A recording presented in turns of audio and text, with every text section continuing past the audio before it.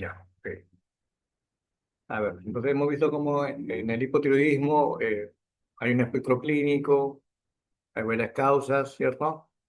Este, el manejo, digamos, de los síntomas dependerá mucho o va en relación directa a la T4 libre, ¿cierto? A una tiroidea, digamos, periférica, ¿no? En el hiper también es similar, ¿no? Vemos que el diagnóstico es, digamos, se define por laboratorio y las molestias van en función básicamente de unas periféricas también, ¿ya?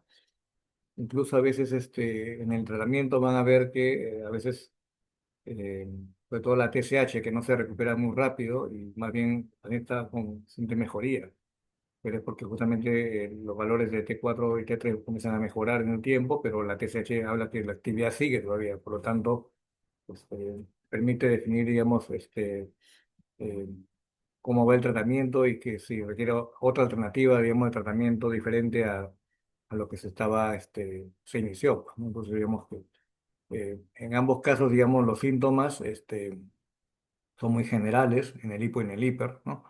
Pero en el hiper sí hay, digamos, al menos tres síntomas que siempre hay que tratar de hacerle seguimiento, ¿ya? Ahorita lo vas a comentar, ¿ya? Este, mm, em, Entre el hipo y el hiper, el mejor pronóstico lo tiene el hipo, porque el tratamiento es más sencillo y es solamente reemplazo hormonal. El hiper tiene un pronóstico más desfavorable porque si es un paciente que se va consumiendo, pues porque aumenta el metabolismo, altera todo el sistema, digamos, y cuando ya el hiper tiene ya mucho tiempo, o en todo caso, tras un tratamiento hay un efecto adverso, es mejor pensar en un tratamiento más definitivo, o sea, en otras palabras, curar el hiper, y eso solamente se puede lograr pasando al lipo, ¿no? Eso es, digamos, lo que tienen que tomar en cuenta, ¿ya? Entonces, síntomas, por ejemplo, si queremos ser muy objetivos, actualmente se usa esta escala de Burch-Wartowski, ¿no? Que como todo este sistema, método tiene sus limitaciones, pues, ¿no? Es un sistema de puntaje que lo que se ha visto en la práctica que sobreestima mucho la severidad del hipertiroidismo, ¿no? Y van a ver ustedes seguramente cuando ya vean las prácticas y estén ante un paciente con hipertiroidismo que entra por emergencia, le ponen inminencia y tormenta tiroidea, ¿no?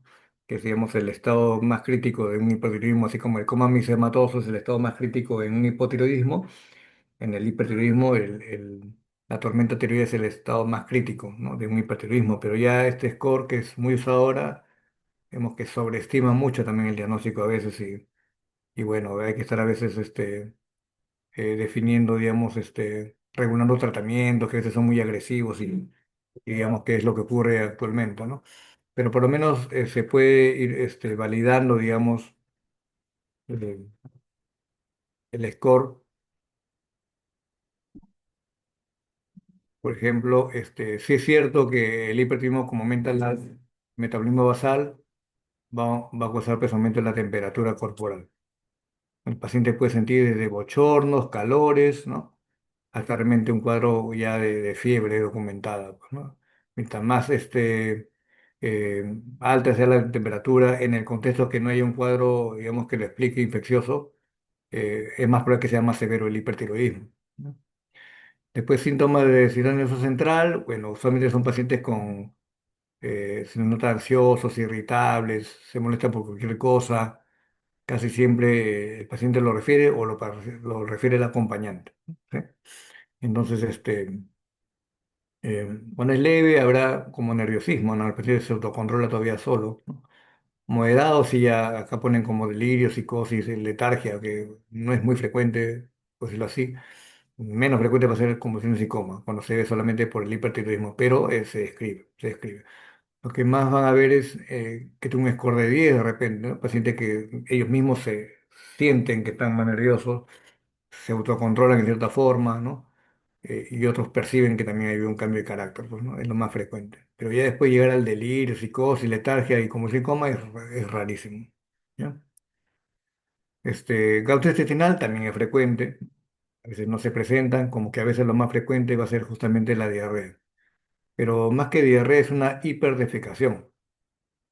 Un paciente que estoy dolor como pato, ¿no? Como y voy al baño, como y voy al baño, algo así. Es una hiperdefecación. No es una deposición suelta, líquida, que deshidrata al paciente. Es una hiperdefecación, ¿no? Náuseas y vómitos es raro que se describa, ¿no? A menos que haya una situación concomitante, ¿ya? Pero se describe, vómitos hipertiroideos se describen y que mejora con el tratamiento también, pero es rarísimo realmente, ¿no?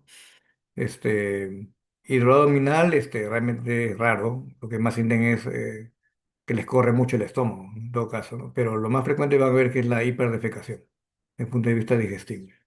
Ya si es un hiper muy severo, tardío, sin tratamiento, bueno, lo que tiene que ver con la estasis y puede haber ictericia, ¿ya? Pero lo que más va a ver es un paciente pues, con irritabilidad, con hiperdefecación, es lo que más ven. Después sí, al examen físico es importante ver cómo está el pulso, porque en el pulso usted va a palpar, digamos, en qué medida es un pulso que llamamos saltón, que es un pulso de alta amplitud con alta frecuencia.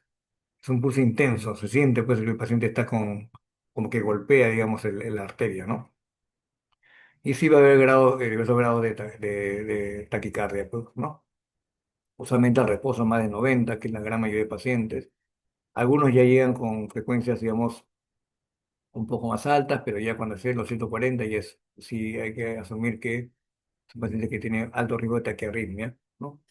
Entonces digamos que ahí sí hay que tomar en cuenta la frecuencia cardíaca y toda la intensidad del pulso. A veces un paciente que tiene un pulso normal, pues se nota que es un pulso bastante fuerte, intenso, entonces sí me habla de cierta actividad todavía del hipertiroidismo, ¿no?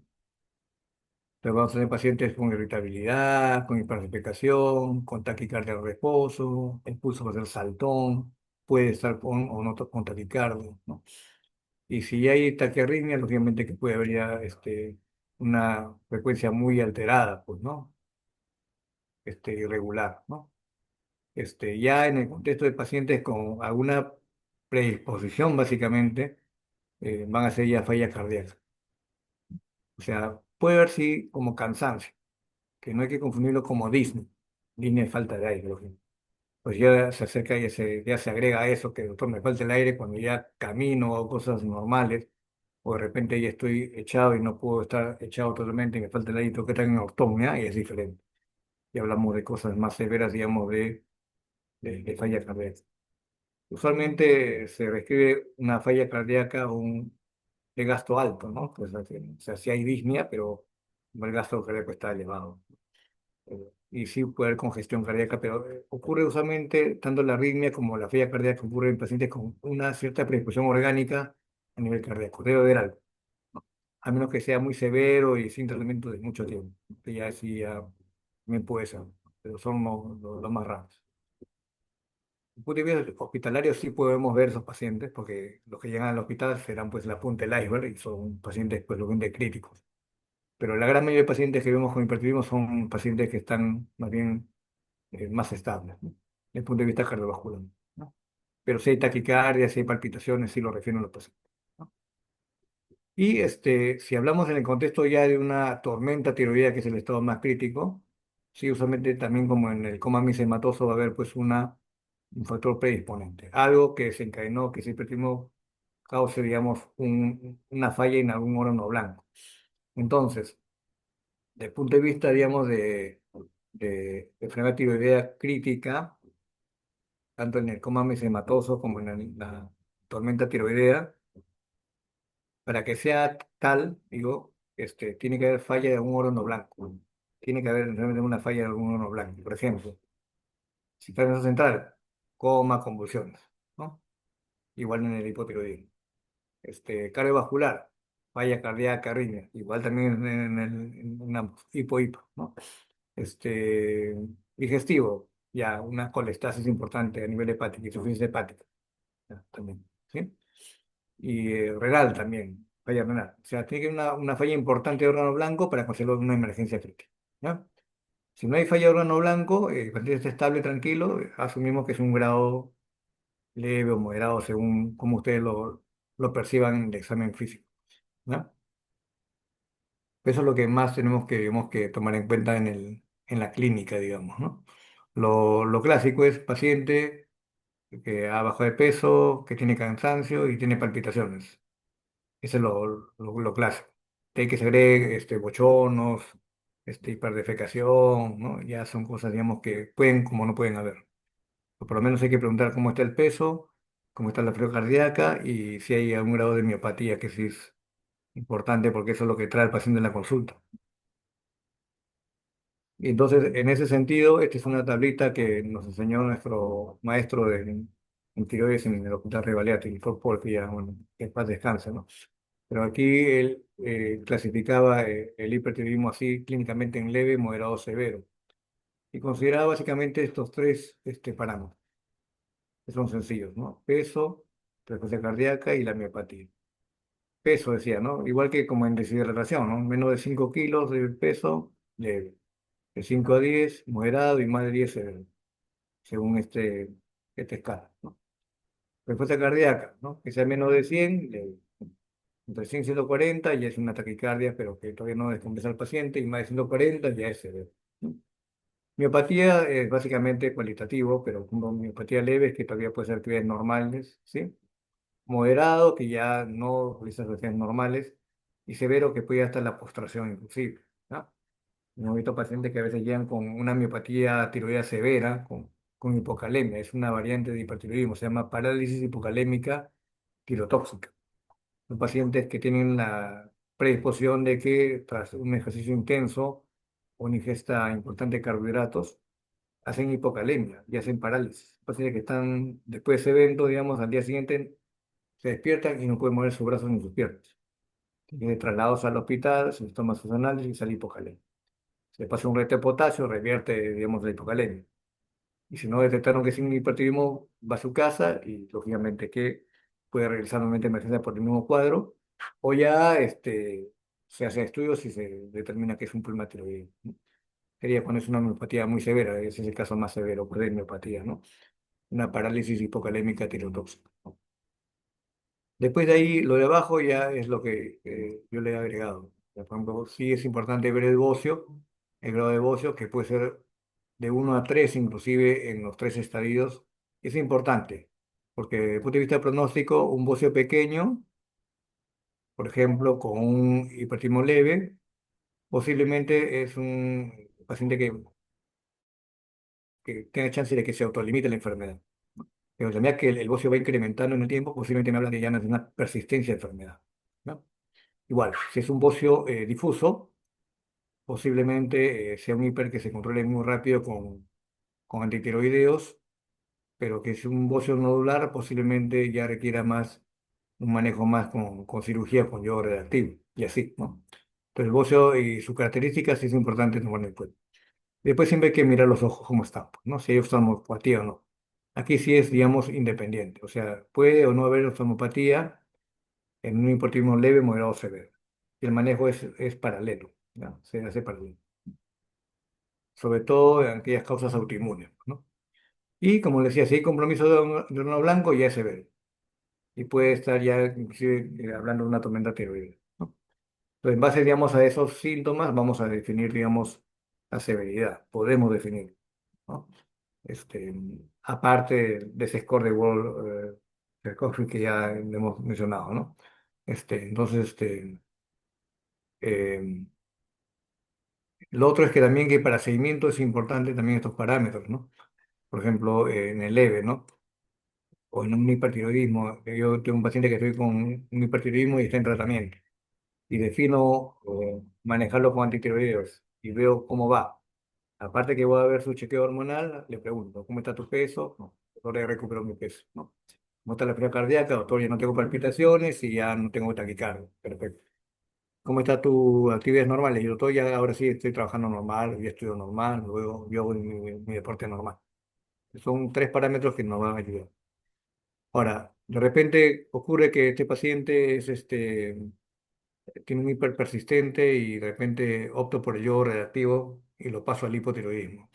Como el yodo reactivo tiene un tiempo en que demora en actuar, pasan al hipotiroidismo poco a poco. Entonces, también los tres parámetros van a valer, ¿no? Cuando el paciente pasa al hipotiroidismo, va a decir, doctor, otra vez me estoy cansando, ¿no? Pero ahora estoy subiendo de peso, ¿no? O sea, hay miopatía, pero hipotiroidea, con aumento de peso. Y ya no tengo palpitaciones, pues, lógicamente. Eso me orienta que de repente el paciente ya está virando de un hiper a un hipo. darse el tratamiento con yodo. Entonces, estos tres parámetros siempre me van a servir para evaluar al paciente en cada consulta que tengan, pues, ¿no? ¿Ya? El diagnóstico es sencillo, pues, ¿no? El mismo algoritmo que hemos visto, ¿no? Pedimos TSH y T4 libre, que es lo que más se determina el diagnóstico, ¿no? TSH baja con T4 y alta, hipertiroidismo, y está ahí ni vuelta. Ahí definimos ya el diagnóstico ya hormonal, ¿no? Y de ahí hay que ver ya las causas del hipertiroidismo, ¿no? Puede ser autoinmune, ¿no? Entonces, digamos, pedimos anticuerpos, es todo el receptor contra el TSH que define la enfermedad de Graves, pues, ¿no? Pero puede ser también con anticuerpos negativos. Entonces estaríamos ante un hipertiroidismo por ejemplo, un bocio multinodular o un nódulo tóxico, ¿ya? O ver otras causas, ¿no? Si es que el paciente estuvo tomando levotiroxina para que sea uno por medicamentos, o es una tiroiditis, como hemos visto, transitoria, que no tiene muchos síntomas y en el tiempo se ve que fue una tiroiditis, o de repente fue por un amiodaradona, ¿no? Causas tumorales como el estroma ovárico, también digamos un tumor ovárico con hipertiroidismo, también hay que pensar que puede ser un hipertiroidismo por estroma ovárico, y algunos cánceres tiroideos diferenciados, como por ejemplo el folicular, que pueden a veces causar hipertiroidismo por metástasis, básicamente, ya una carga tumoral incrementada, ¿no? Que genera hipertiroidismo, ¿no? ¿Ya? Eh, Fuera ese contexto primario, si tenemos la TSH normal o alta con T4 libre alta, hablamos de, como dice acá, una secreción inapropiadamente alta de TSH para ese nivel alto de T4 libre. Pensaríamos pues en una adenoma pues, de TSH, o esos casos raros de resistencia hormonal normal tiroidea que hemos descrito en el hipotiroidismo, pues, ¿no? Entonces ahí, digamos, es lo que explica ese flujograma. ¿Ya? Es importante ver acá que ante a veces dudas diagnósticas o ya pensando en yodo reactivo, tenemos que hacer la gamografía y la captación de yodo, que vamos a verlo con algunos ejemplos, ¿no? Ahora, si yo tengo un paciente con hipertiroidismo y el examen del bocio detecto que tiene nódulos, ahí, digamos, el estudio complementario es, digamos, haciendo pues una gamografía, ¿ya? Con una captación de yodo y también haciendo una ecografía para ver, determinar si es que requiere o no biopsia, pues, ¿no? ¿Ya? Entonces, digamos, yo tengo un paciente con un nódulo tiroideo, ¿ya? Y le pido la TSH y sale baja, ¿cierto? Te asumo que es un hipertiroidismo primario por asociado a la presencia de un nódulo, ¿cierto? Entonces ahí que tengo que pedir yo esto, una gamografía de tiroides, que puede ser por yodo o puede ser por tecnecio. Ambos me definen la morfología de la tiroides, porque lo voy a poder ver. Pero el yodo es más funcional. Me habla de la captación de yodo, ¿no? ¿Qué tan funcional es esa tiroides? En cambio, el tecnecio más que todo correlaciona con la vascularidad, ¿sí? No necesariamente con la función. ¿Ya? Entonces, ¿qué pasa si yo tengo un paciente con un nódulo tiroideo, con hipertiroidismo, según la TSH baja y que 4 niveles que está normal o alta, ¿no? Y en la gamografía encuentro un nódulo, es un nódulo que es caliente, que le llamamos nódulo funcional. Y el tratamiento va a ser aquí, lógicamente, para el nódulo funcional. Usualmente es, digamos, el yodo reactivo, ¿no? Y se asume que todos los nódulos funcionales son benignos, por lo tanto, el yodo reactivo es un tratamiento no quirúrgico que ayuda en estos casos.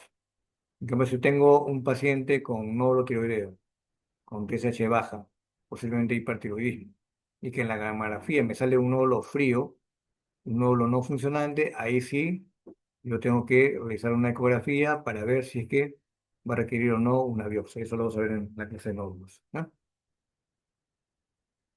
Entonces, ven acá en cuestión de etiología de tirotoxicosis, tenemos la enfermedad de Graves, que es autoinmune, tenemos un adenoma tóxico, que es el nódulo caliente que se describe aquí en este algoritmo. Tenemos a veces hipertiroidismo con bocios multinodulares, con más de un nódulo, que es, digamos que son no autoinmunes. Y hablamos del espectro de las tiroiditis que ya hemos explicado, su aguda, la tiroides autoinmune que puede ser a veces con una tirotoxicosis transitoria y después ya viran a una función normal o hipotiroidismo, ¿no? Después aquellos con, como la amiodarona que hemos ya descrito, el uso de hormona tiroidea, digamos, exógena, metástasis de cáncer folicular sobre todo, y los adenomas de TSH, ¿no? Eso ya hemos estado viendo con unos ejemplos. Este, este es igual, pero solamente es para, está, digamos, clasificado según la fisiopatología, ¿sí? Por estímulo del receptor de SSH, que es la enfermedad de Graves, básicamente, ¿no? Y sus variantes, que puede ser también, eh, o en este caso también, digamos, en el embarazo, donde a veces lo que ocurre es que la hormona gonadotropina coriónica es, digamos, una glicoproteína también, que tiene una subunidad alfa y una subunidad beta, ¿no? La HCG beta. Entonces, esta, digamos, tiene una homología con la, digamos, LH-FSH y también con la ETCH. Entonces, en el embarazo, el aumento de la gonadotropina coriónica puede estimular la glándulo tiroides, ocasionando un hipertiroidismo transitorio en el embarazo. ¿Ya?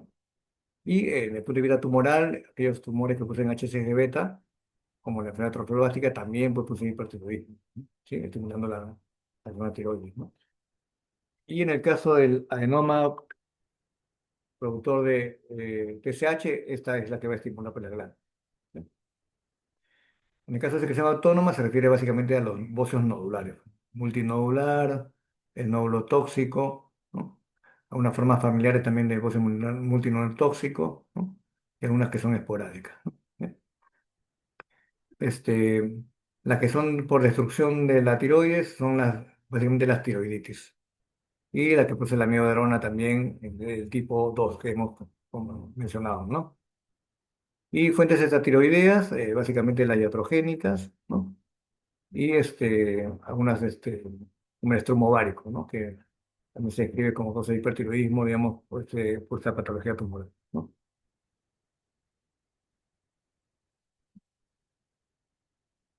A ver, en cuanto al tratamiento, básicamente hay tres modalidades, como se ve aquí en estas tablas, ¿no? Tenemos aquí tratamiento médico con antitiroideos, tenemos aquí el yodo reactivo y tenemos aquí la cirugía. Son las tres modalidades de tratamiento para el hipertiroidismo, ¿ya? Y aquí, a la izquierda van a tener sus ventajas y desventajas, ¿no? ¿Sí? Entonces, aquí hay como comparaciones, ¿no? Por ejemplo, en caso de remisión, con antitiroideos, digamos, es probable, digamos, ¿no? En este caso, en el contexto de una enfermedad de Graves, que es lo más frecuente que van a ver, ¿no? Este, también se usa cuando, digamos, en el caso, digamos, de que tengan enfermedad de Graves con oftalmopatía activa, es seguro utilizar antitiroideos. Pero en cambio, digamos, si hablamos de yodo reactivo, se describe que más bien exacerba la oftalmopatía tiroidea, por eso que esta vez es como que no lo consideramos si es que es una oftalmopatía muy severa. Y cirugía sí lo podemos reservar, digamos, para el tratamiento del hipertiroidismo en caso de que no podamos dar yodo y el hiper persista, ¿no? Este, si es un paciente con comorbilidades, el tratamiento con yodo y antitiroideos siempre va a ser seguro. Este, en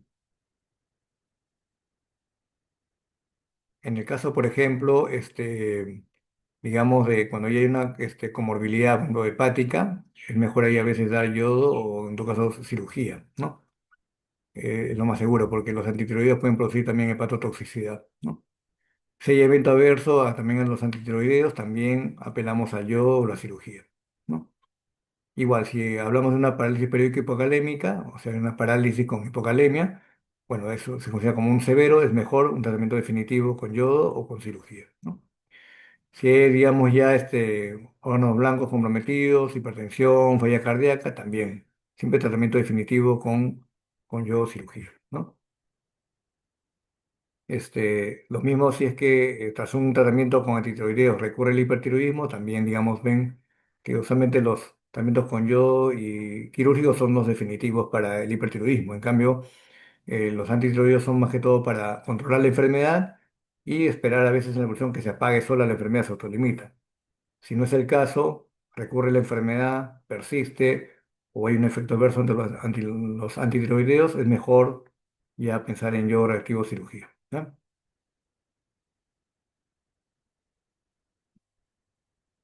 Ahora, este esquema es para que vean los diferentes niveles de acción del tratamiento para el hipertiroidismo, pues, ¿no? Tenemos aquí la granada tiroides en un recuadro guinda, tenemos aquí fármacos que actúan a nivel de la captación del yodo, que son tiocianatos y perclorato, ¿ya? Pero que no lo usamos muy frecuentemente para el hipertiroidismo, más para estudios funcionales, ¿no? Una vez que el yodo ingresa, se va a organificar, ¿sí? Y aquí en esa organificación es que el yodo, una vez que se ha oxidado, pasa a acoplarse a la tiroglobulina. En ese paso actúan los antitiroideos, ¿no? Bloqueando la conversión, digamos, del acoplamiento del yodo a la tiroglobulina, ¿no? También inhibe, digamos, eh, la producción de hormonas tiroideas y también su propiólisis. Por lo tanto, el antitiroideo tiene un efecto importante inhibiendo la síntesis de hormona tiroidea, ¿no? ¿Eh? Y también su secreción, ¿no? A nivel periférico, sabemos que la T4 se convierte en T3, que actúan otros medicamentos como son los beta bloqueadores, que usamos frecuentemente, sobre todo para los síntomas periféricos, como temblor de manos, ¿no? Palpitaciones, la hiperdefecación misma mejora, la hipocalemia también en la presión periódica tirotóxica también mejora con beta bloqueadores, y los corticoides que también bloquean ese nivel de conversión periférica, ¿no? Son los tratamientos que más se usan, ¿no? Antitiroideos, bloquean la síntesis de hormona tiroidea, beta bloqueadores, síntomas periféricos, conversión y corticoides también para conversión, ¿no? Ahora, a estos medicamentos también a veces usamos eh, solución saturada de yodo. ¿Por qué? Porque el yodo va a entrar en una forma bastante saturada y que va a ocasionar el efecto de Wolff-Chaikoff, ¿no? Entonces, va a haber pues un incremento de la producción de hormonas y después un bloqueo, ¿no? Y a la medida que esta concentración de yodo va bajando, nuevamente se bloquea. Entonces, como al comienzo va a haber como un aumento de hormonas tiroideas por el yodo, así que es un yodo a dosis, a concentraciones muy altas, lógicamente que primero tengo que bloquear la glándula con antitiroideos y después dar el yodo, digamos, como saturado, ¿no? Eso ya lo vamos a ver en terapéutica. Entonces, aquí están algunos casos, ¿no?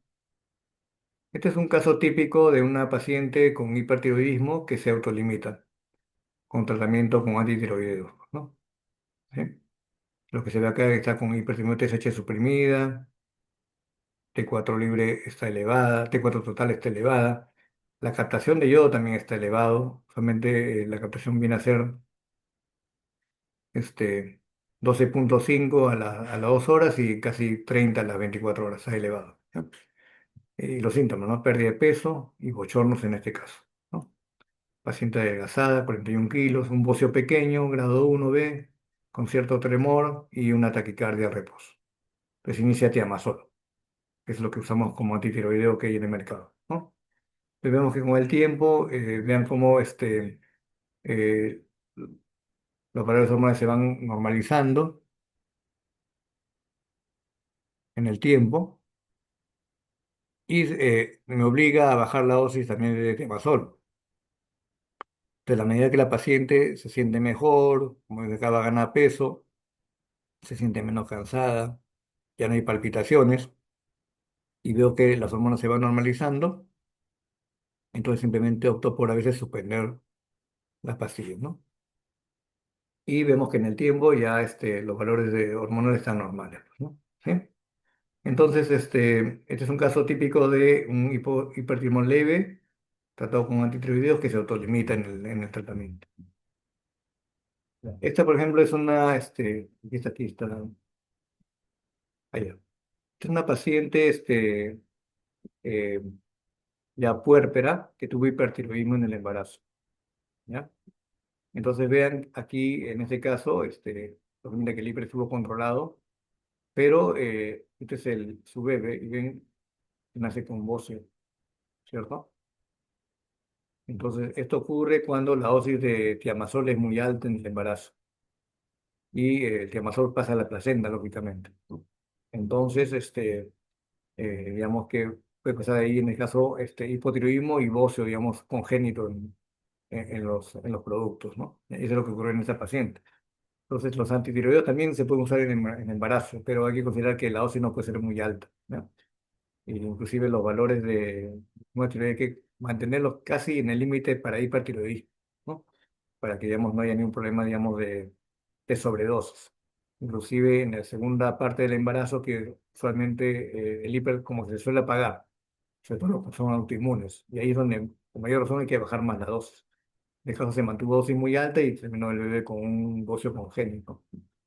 Terminó con que está la TSH del niño que estaba ahí francamente hipotiroideo y que con el tiempo ya, tras suspender ya el tratamiento tras el parto, digamos, ya va normalizando, digamos, la TSH y también la hormona tiroideo, ¿no?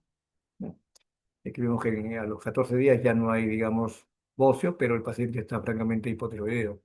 Se debe seguir tratamiento hasta que se recupere la glándula, ¿no? Y aquí tenemos, digamos, lo mismo. Y aquí el de la derecha es también un caso de literatura, donde el bocio congénito ocurre por, más bien, solución de yoduro, que también se puede dar pues, en gestación, pero hay que tener cuidado porque también pasa a la placenta.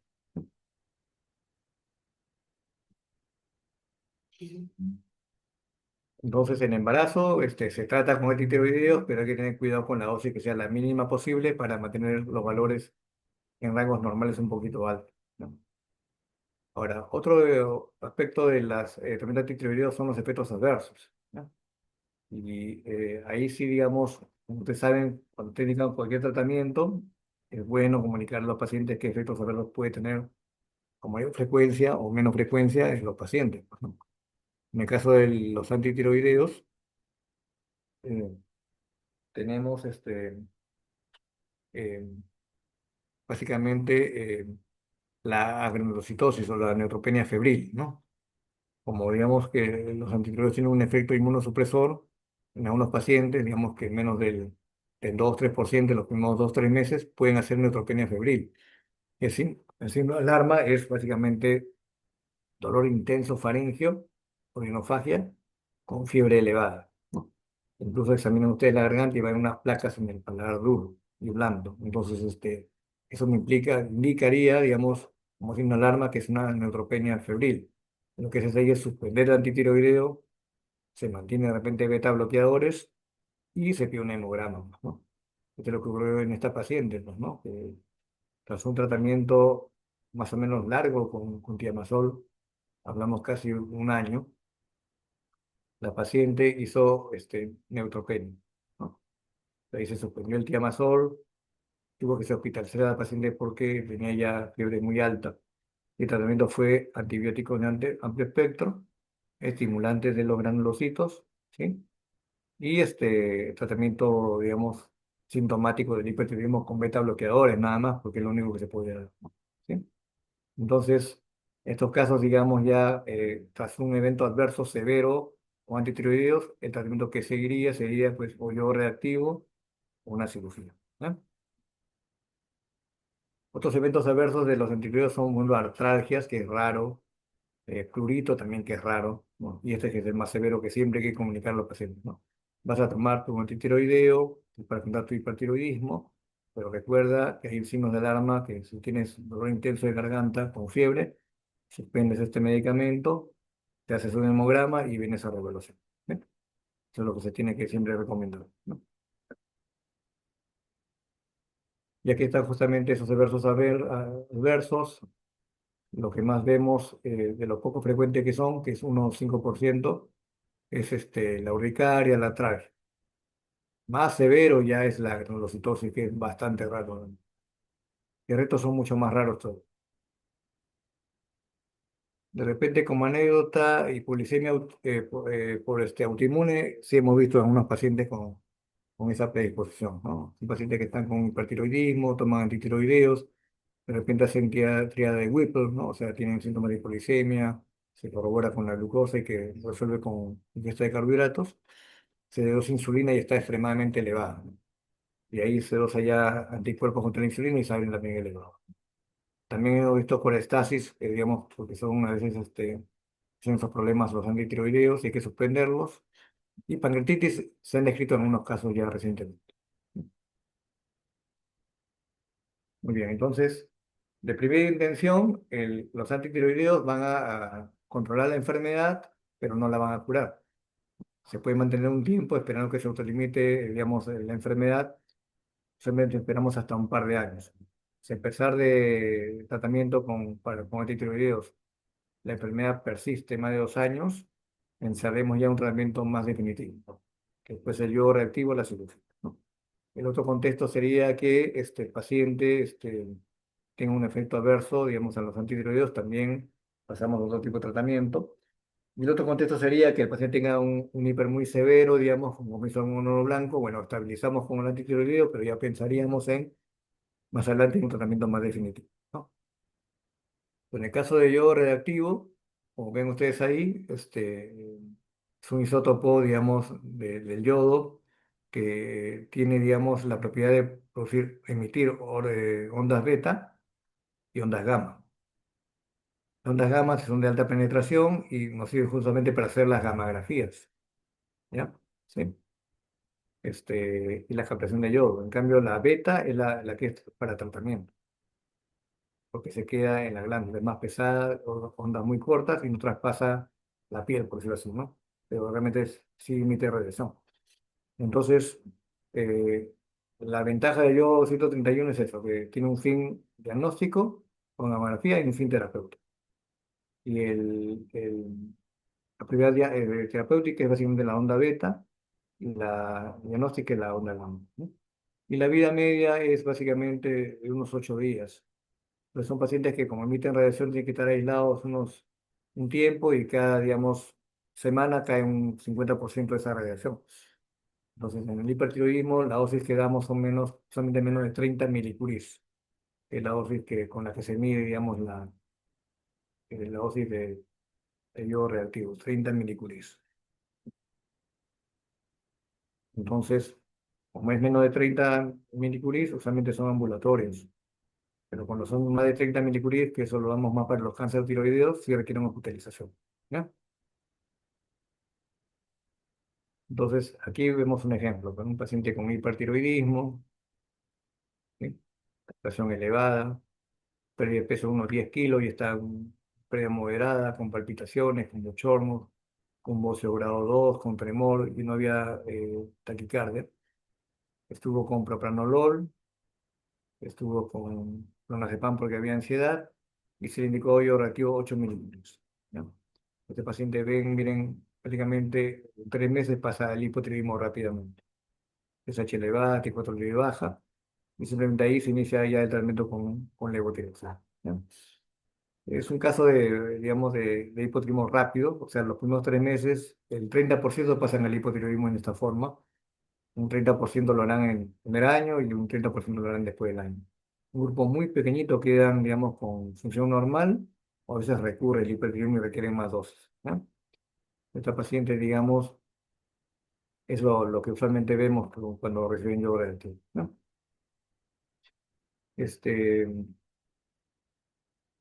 En este caso, en un caso del hospital, ¿no? Debutó con hipertiroidismo, tenía crisis de asma. Entonces, como tiene crisis de asma, usualmente limitamos el uso de beta bloqueadores, que es el problema, ¿no? Bien. Puede producir, exacerbar el asma. Había pérdida de peso, palpitaciones, agitación, ¿cierto? Temblor de manos, TSH muy suprimida, T4 libre estado elevada, lo mismo que la T3, ¿no? Estuvo mayo con tiamazol, que es el antitiroideo, ¿no? Este, y tenía una taquiarritmia también, ¿no? Entonces, ingresa a emergencia por esa taquiarritmia, una afiliación auricular, ¿no? Entonces, ustedes ven acá, igual se corroboran las hormonas tiroides que están alteradas, ¿sí? Y vemos aquí la gamografía, que se ve una glándula, digamos, morfológicamente normal, un poco aumentada en tamaño, que eso lo describe médico nuclear y que con captación elevada según el rango de referencia, ¿no? Entonces, la paciente recibe 20 milicuries de yodo y vemos que en el seguimiento, ya después del yodo, nuevamente hace cansancio, incremento de peso, ¿ya? Un poquito de mialgias y artralgias, ¿no? Y vemos que ya la paciente pasó al hipotiroidismo, ¿no? Esta es otra paciente, digamos que vemos que pasó en 3 meses, pasa rápidamente al hipotiroidismo, ¿no? Después de reducir el yodo reactivo, ¿no? Otro caso similar, pero es un paciente con hipertiroidismo, digamos que tuvo primero una hepatitis B. Ustedes saben que la hepatitis B es bien astenizante, entonces en la evolución natural esa astenia va mejorando, pero este paciente no mejora la astenia. Entonces el gastroenterólogo dijo, ah, tiene mucha astenia, de repente es un problema tiroideo. Entonces se pide y resultó pues, que era un hipertiroidismo. Igual se le dio, como tenía un problema hepático, entonces no se le dio antitiroideo, se le dio solamente propranolol y dexametasona como para controlar la conversión periférica de hormona tiroidea y se le dio bioreactivo. En el tiempo vemos cómo este paciente ya en los 3 meses también vemos que vira al hipotiroidismo para ya un tratamiento definitivo con la levotiroxina, ¿no? Es una paciente también que tiene una asociación de enfermedades autoinmunes, ¿no? Hipertiroidismo, autoinmune, vitíligo y miastenia gravis como el párpado caído, ¿sí? Un síndrome poliglandular autoinmune. Pero es este, un síndrome poliglandular, pero autoinmune, ¿no? Este es otro caso similar, pero aquí se asocia básicamente el hipertiroidismo con anemia megaloblástica por producción de anticuerpos para el factor intrínseco, ¿no? Y para células parietales, ¿no? Entonces, a veces el hipertiroidismo autoinmune se asocia pues así a enfermedades autoinmunes también, digamos, como se ve acá en estos dos ejemplos, ¿no? Este caso ya es una paciente también con hipertiroidismo, pero aquí, digamos, en el examen físico, lo que se encuentra es un nódulo tiroideo, ¿ya? Entonces, como tiene un nódulo tiroideo y tiene hipertiroidismo, aquí ya hemos visto en el algoritmo que hay que pedir una gamografía, ¿cierto? Y ahí está la gamografía. ¿Qué se ve ahí? Se ve que no se representa la glándula tiroides, que solamente debe ser así. Más bien solamente se ve este nódulo, y este es un nódulo que llamamos nódulo caliente. Ese es un nódulo funcionante, un nódulo tóxico, que llamamos enfermedad de Plummer, ¿no? Es un nódulo tóxico único, pues, ¿no? O enfermedad de Plummer. Ese nódulo es autónomo, produce hormona tiroidea y suprime el resto de la glándula. Entonces, como es un nódulo tóxico, caliente, y se considera que es benigno, el tratamiento aquí es con yodo reactivo, ¿no? Entonces aquí vemos los valores, estuve en hipertiroidismo, ¿sí? TSH, T4 libre, captación un poco elevada, nódulo autónomo, y después de decir yodo reactivo, vemos que en el tiempo, en este caso vemos que más bien se normaliza la función. ¿Por qué? Porque lo que ocurrió aquí es que en el control gamma gráfico, ese nódulo que estaba por acá, ya lo quemó el yodo y ha liberado el resto de la glándula. Entonces, prácticamente en este caso se conserva la función porque el resto de la glándula estaba suprimida y no recibió el efecto de yodo radioactivo, ¿no? Este es el comportamiento clásico de un tratamiento de enfermedad de Plummer, ¿no? No lo autónomo único con supresión de toda la glándula, recibe yodo radioactivo y después del tiempo quedan eutiroideos con una función ya tiroidea normal, ¿no? Entonces, otro caso también, hipertiroidismo con acá un bocio pequeño, pero aquí en el centro había un nódulo un poco duro. Ya tenía hipertiroidismo, y en el examen palpamos ahí un nódulo un poco duro, ¿no? Le pedimos nuevamente la gamografía. Esta es la captación de yodo, que se hace a las 2 horas y a las 24 horas. Lo que ocurre aquí es que el paciente cuando recibe el yodo reactivo genera una gama, pues, ¿no? Y eso se va a un contador en dispositivo que sale un porcentaje. Y el porcentaje normal es la de acá, pues, ¿no? 2 horas 5 a 20 y 24 horas 15 a 30. En ambos casos está elevado. Me confirma que es una glándula con captación muy elevada, es un hipertiroidismo, ¿cierto? Y aquí vemos la gamografía. Vemos acá la silueta de la glándula que está un poco incrementada, pero ¿qué más vemos acá? Un nódulo blanco, un nódulo frío. Se hizo una biopsia a este nódulo y resultó ser un nódulo maligno. Por lo tanto, aquí el tratamiento es básicamente cirugía, ¿no? ¿Bien? Bien, entonces hemos visto más o menos el espectro del hipertiroidismo, bocios, digamos, con nódulos, sin nódulos, cómo es el manejo, es un poco diferente como ven ustedes. En un hipertiroidismo con bocio difuso, simplemente tratamientos antitiroideos, o según el caso, yodo o cirugía, ¿no? Un hipertiroidismo con bocio nodular, hay que ver la naturaleza del nódulo, ¿no? Si es un nódulo tóxico, enfermedad benigno, también va a ser yodo reactivo, pero si es un nódulo, digamos, que se define que es maligno, es operación, es cirugía, ¿no? A veces a los pacientes con hipertiroidismo autoinmune cursan con problemas de, digamos, oculares, ¿no? Por una reacción cruzada que tienen con los anticuerpos. Entonces se generan unos síntomas a ese nivel, ¿no? Sobre todo el esoftalmo, que es la proptosis, va a haber diferentes síntomas o signos de inflamación, como el edema palpebral y lagrimeo, ¿no? Y esto se puede corroborar inclusive en una tomografía, ¿no? Sobre todo cuando se ven los músculos extraoculares de los ojos que se ven incrementados. En este caso tenía el paciente un hipertiroidismo, ¿sí?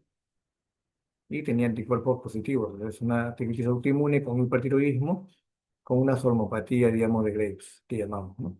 Compromiso ocular por el hipertiroidismo. El caso 2, 3 y 4, porque son categorías, digamos, de sormopatía que ahorita vamos a ver acá, ¿no? O sea, un grado 1, solamente cuando hay signos, pero no hay síntomas. En este caso, una mirada media exaltada, como edema palpebral, pero no hay signos de inflamación, no está enrojecido ni el párpado ni la conjuntiva. En cambio, cuando aquí ya se agrega edema palpebral, eritema palpebral, así retracción de los párpados, y hay inyección conjuntival, está rojo acá, inclusive con quemosis que llamamos, que se ve aquí como si fuera enrojecido, y devierte inclusive la mucosa, digamos, conjuntival. Eso es un estadio 2. Aquí hay signos y hay síntomas, hay dolor.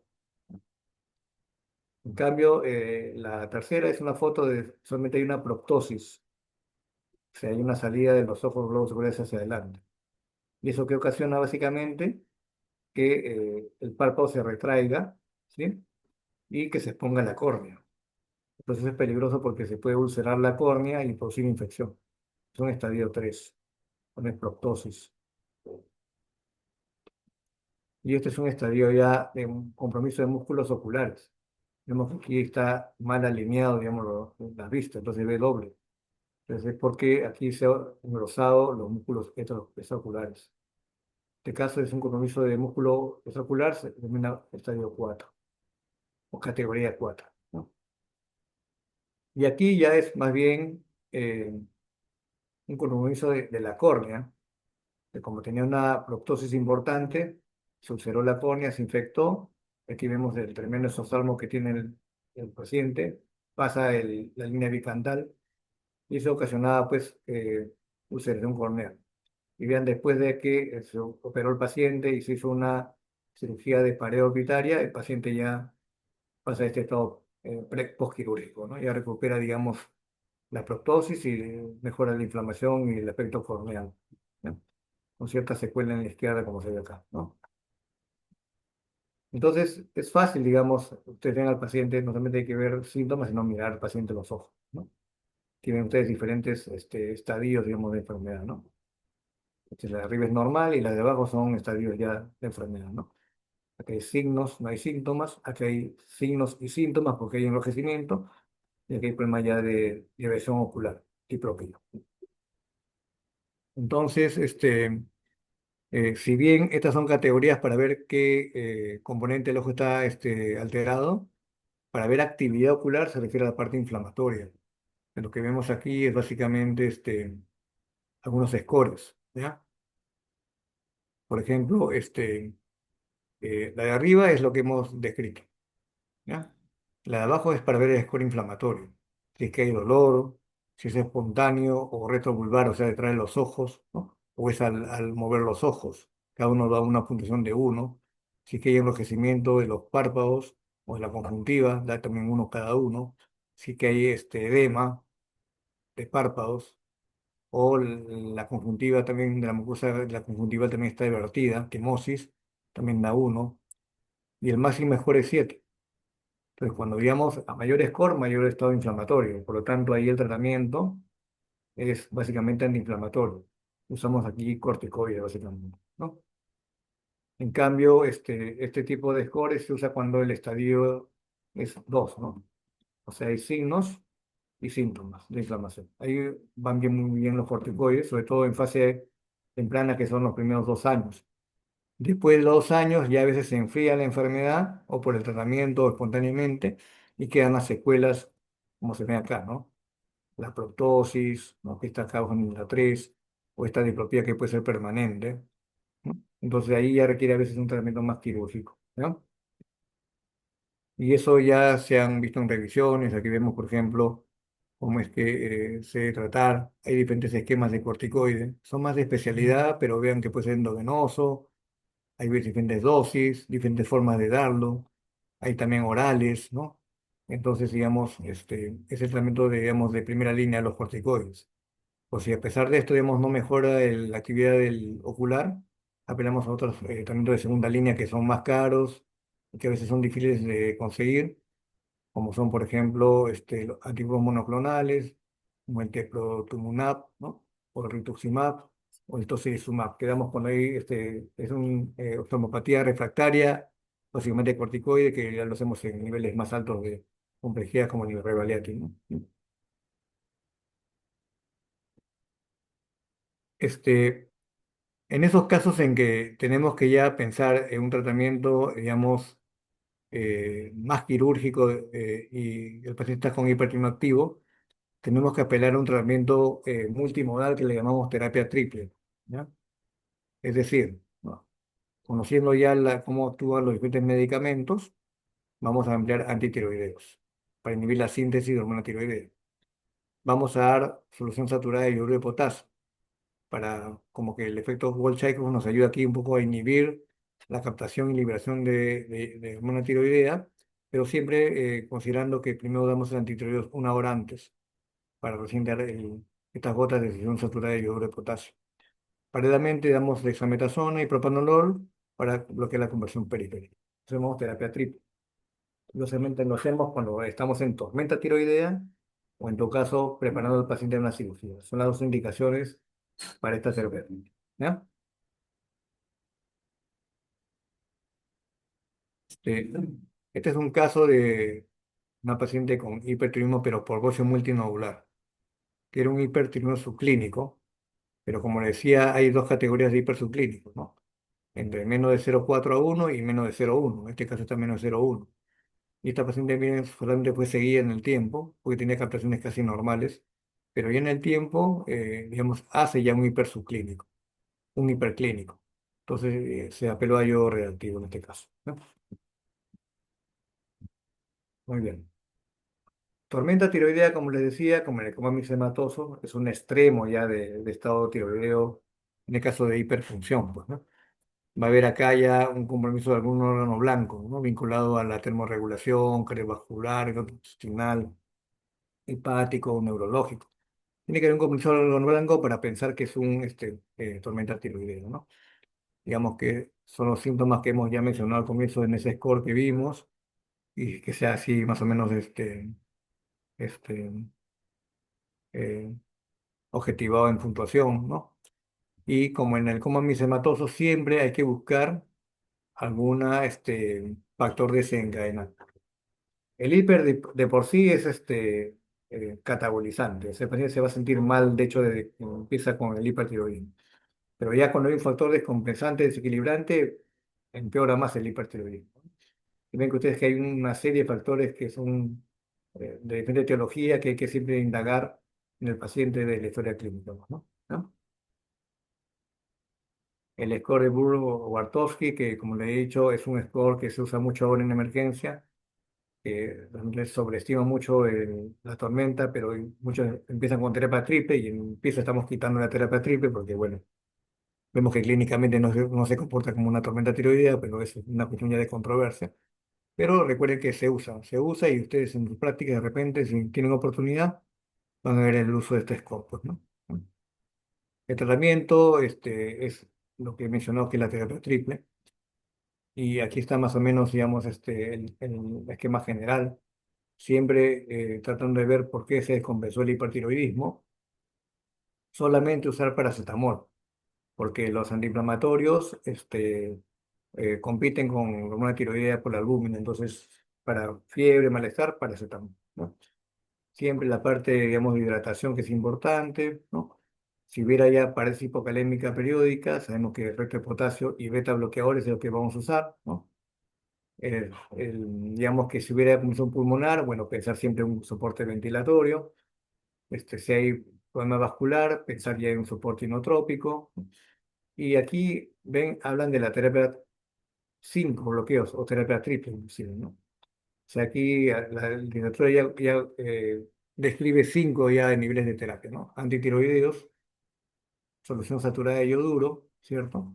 Que puede ser con yodo, con Lugol, con yodo de potasio. Inclusive algunos usan agentes contrastados que tienen yodo, como el hipodato, hiponoico, o algunos ya apelan al litio y inclusive ya a la cirugía. Este, Agentes que controlan la conversión periférica de hormona tiroidea, como es el PTU, que es un antitiroideo, como el tiamazol, pero que no lo tenemos en el mercado, hay que importarlo. Pero sí contamos con propranolol, con corticoides para conversión periférica. Y si hay arritmia, bueno, podría ser amiodarona, ¿no?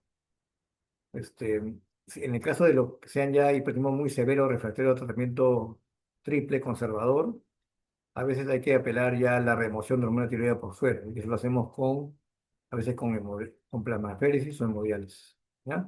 Casos extremos ya de hipertensión que están críticos, con compromiso de falla orgánica, de uno o más órganos, pero que el hiper está contribuyendo con toda esa falla, entonces apelamos ya a la plasmaféresis, ¿no?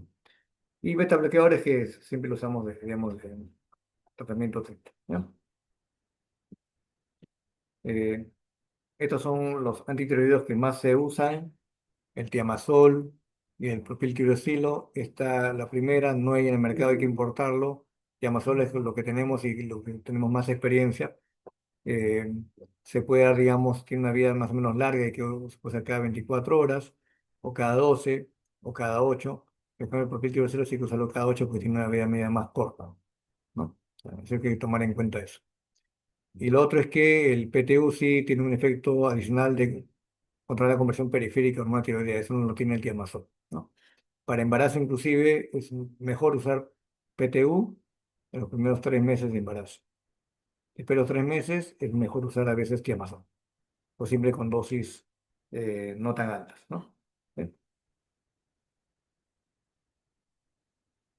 Y esto es simplemente para que lo revisen, cómo son las dosis de la terapéutica, ¿no? Tiamazol como antitiroideo, el tirocelo, que es una alternativa que no la tenemos en el mercado, los beta bloqueadores, la dexametasona y los productos yodados que a veces lo usamos en terapia triple sobre todo, ¿no?